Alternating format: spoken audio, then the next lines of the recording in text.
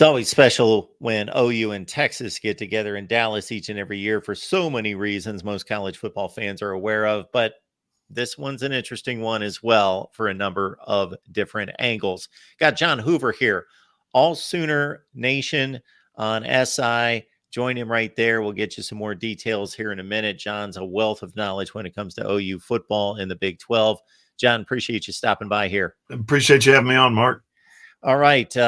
As I alluded to off the top, this doesn't need any kind of introduction in any such way. It's OU and it's Texas. And for me, when it comes to rivalry football and college football, they can all be, whatever the records are. It's still a must watch for me. But you've got two undefeated football teams, and this will be the only one of its kind. Final season in the Big 12 for both of them. So if you're a historian, you get into those sorts of things, there might be, a little lump in the throat for some folks on in that stadium on Saturday. And also considering it's kind of interesting, John, from the standpoint of the Big 12, normally this would be like a game that they would push out into the center to say, hey, our marquee game is truly a marquee game this year. This is, the loser, if they look good, could still be a college football playoff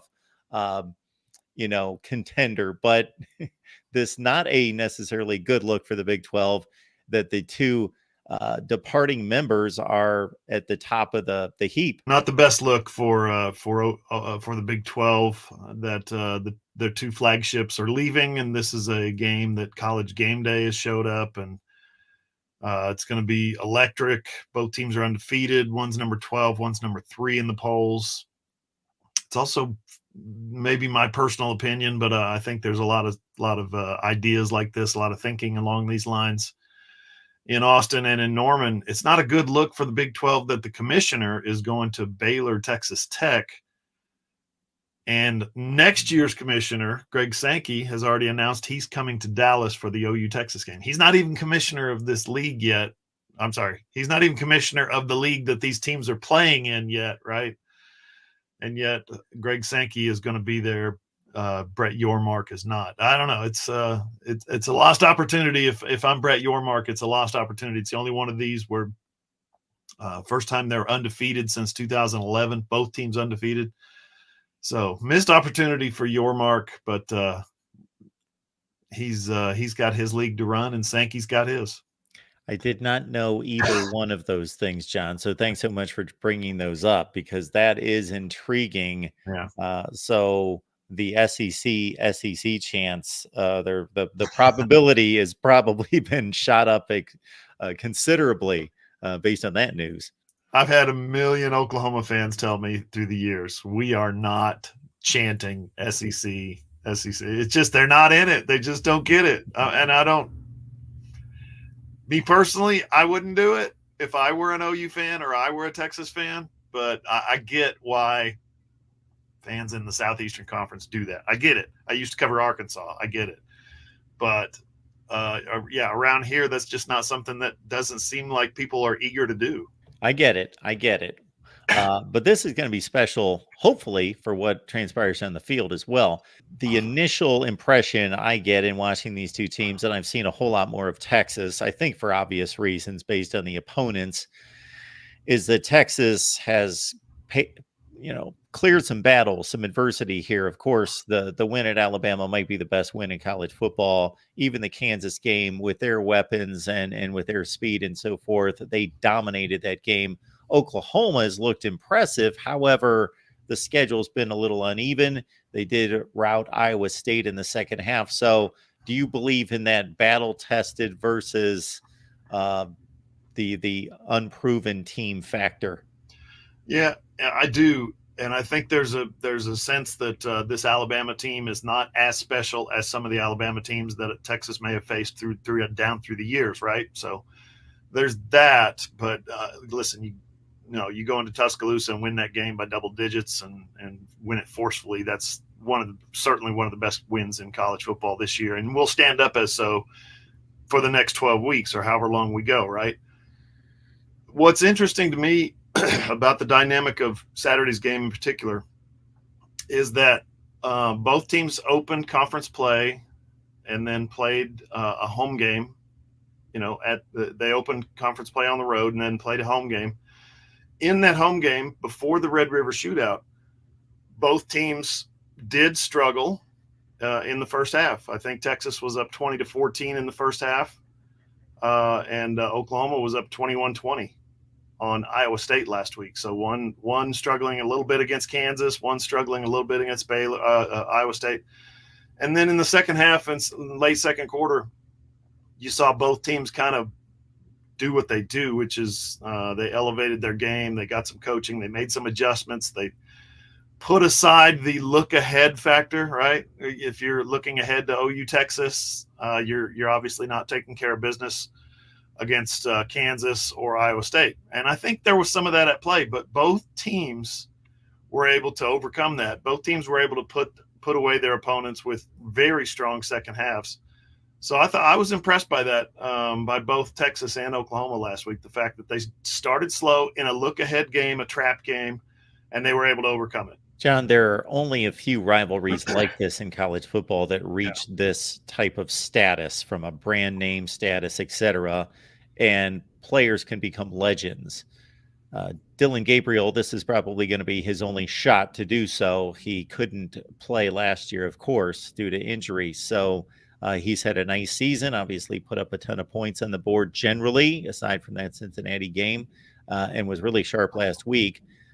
Your thoughts about his matchup against the Texas defense? Best defense he's faced by far all season long. But at the same time, same coin, maybe the other side of that coin is this will be the best passing attack, the best quarterback, the best receivers that Texas has faced all year long. So give and take, push and pull, I guess, a little bit on both sides. But there's no doubt he's I just finished a story posted at 2:00 this afternoon Central Time at allsooners.com, so check that out, about how first-time starters in this game, when they're going up against a guy on the other sideline and their counterpart in the quarterback position has more experience. Since 1990, those first-year starters are 4-14-1. 4-14-1. Now, Oklahoma has bucked that trend with Jalen Hurts and Spencer Rattler beating more experienced quarterbacks the last two times. Well, it was 2019 and 2020.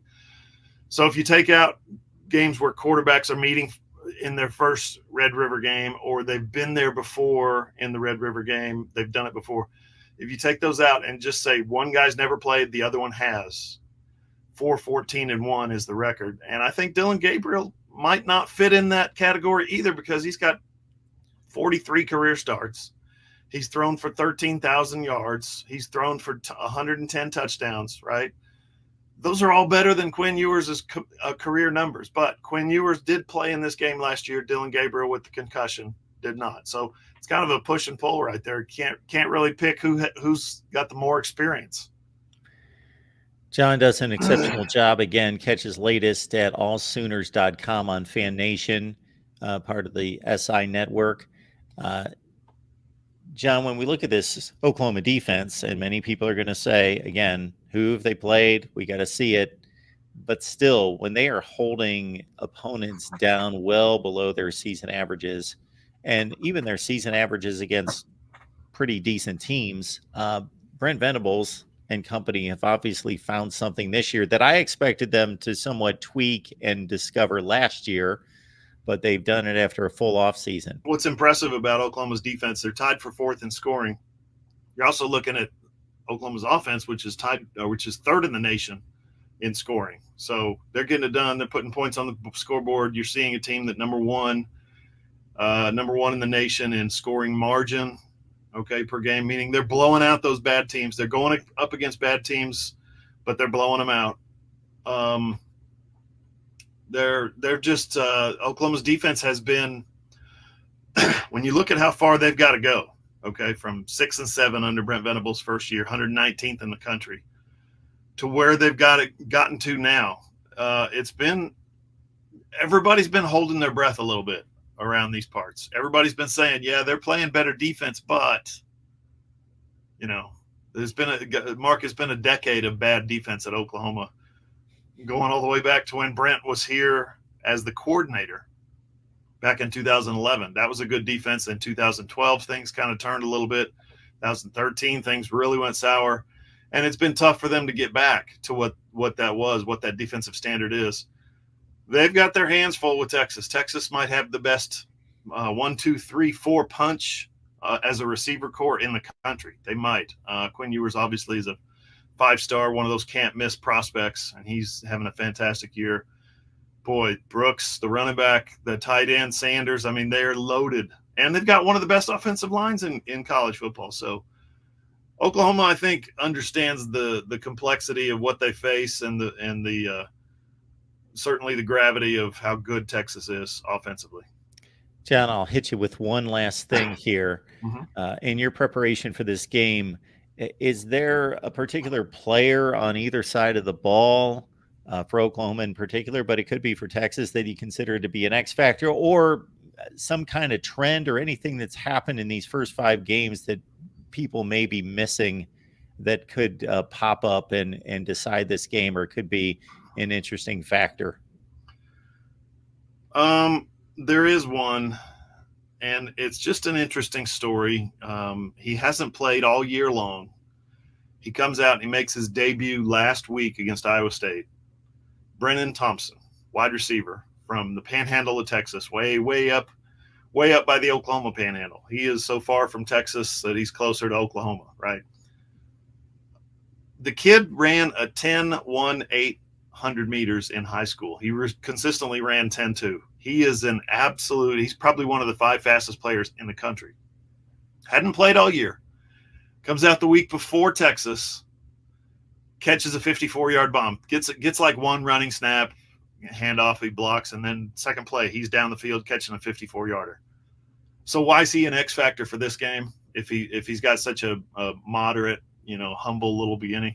Because he, as a freshman last year, he played at Texas. He's one of those rare, extremely rare, I think there may be 2 guys in history who have transferred from Texas to Oklahoma or from Oklahoma to Texas. And here we are the week before they play Texas. He is making his college football, his Oklahoma college football debut. He caught one pass for 32 yards against Oklahoma State last year. This year, I think they're trying their very best to get him on the field and stretch that Texas defense a little bit. Should be fun to watch. Brennan Thompson.